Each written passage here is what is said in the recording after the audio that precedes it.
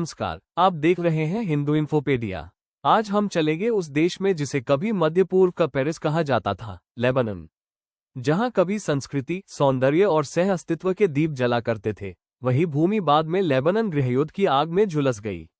ये है walls of truth श्रृंखला का तीसरा भाग, जो 57 मुस्लिम देशों की सीख को उजागर करता है।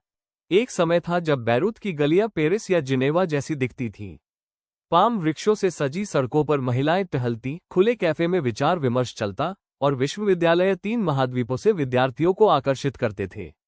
लेबनान यूरोप की नकल नहीं था, वह स्वयं एक भूमध्यसागरीय संस्कृति का उज्ज्वल संगम था। अरब परंपरा, फ्रांसीसी प्रभाव, ईसाई मुस्लिम सह अस्तित्व और वाणिज्यिक समृद्धि का अद्भुत मेल। राजनीतिक व्यवस्था भी अनोखी थी, राष्ट्रपति ईसाई, प्रधानमंत्री सुन्नी और संसद का अध्यक्ष शिया मत का प्रतिनिधि। कमियां थीं, पर संतुलन बना हुआ था। फिर यह संतुलन टूट गया।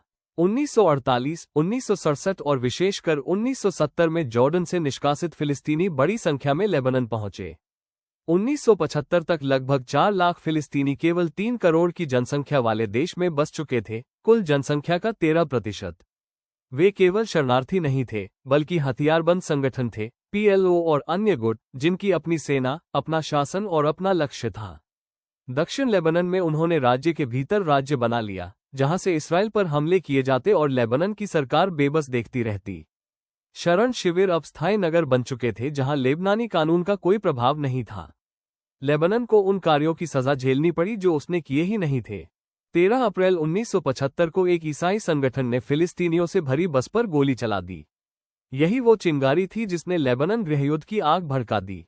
ये युद्ध केवल 2 पक्षों का नहीं था, इसमें अनेक दल शामिल थे, ईसाई, मुस्लिम, द्रूज, फिलिस्तीनी, सीरियाई और इस्राएली, हर कोई अपने स्वार्थ के लिए लड़ रहा था। बैरूत 2 भागों में बांट गया, ग्रीन लाइन से विभाजित पूर्व और पश्चिम। शांति के नाम पर सीरिया की सेना घुसी और लगभग 30 वर्ष तक रही। तोपों ने नगरों को मलबे में बदल दिया। 1990 तक 1,20,000 से अधिक लोग मारे गए।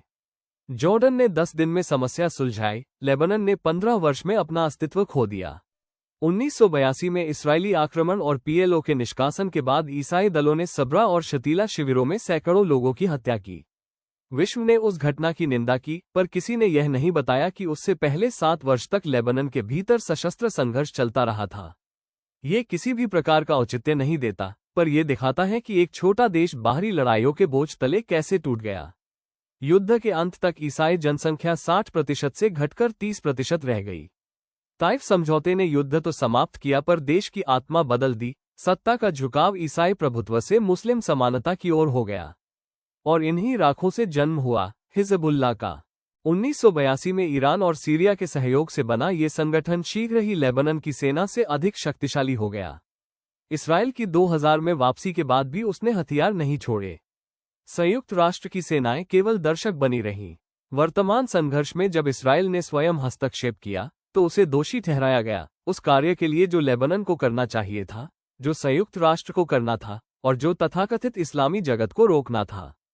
हिजबुल्लाह की अनियंत्रित शक्ति केवल लेबनान की नहीं, बल्कि उन 57 देशों की सामूहिक जिम्मेदारी है जिन्होंने कहा था, अब किसी देश को शरणार्थी सैनिकों से नष्ट नहीं होने देंगे। लेबनान गृहयुद्ध ने स्थायी सीख छोड़ी, जॉर्डन ने निर्णायक कार्य किया और बच गया, लेबनान ने विलंब किया और नष्ट हो गया, मिस्र ने दोनों को देखा और दीवार बनाए। इन सबने एक ही निष्कर्ष निकाला, मानवता महत्वपूर्ण है, पर राष्ट्र की सुरक्षा सर्वोपरि।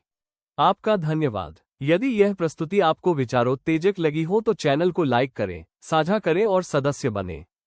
पूरा लेख पढ़ने के लिए जाएं hinduinfopedia.com, जहां तथ्य, इतिहास और सत्य साथ साथ चलते हैं।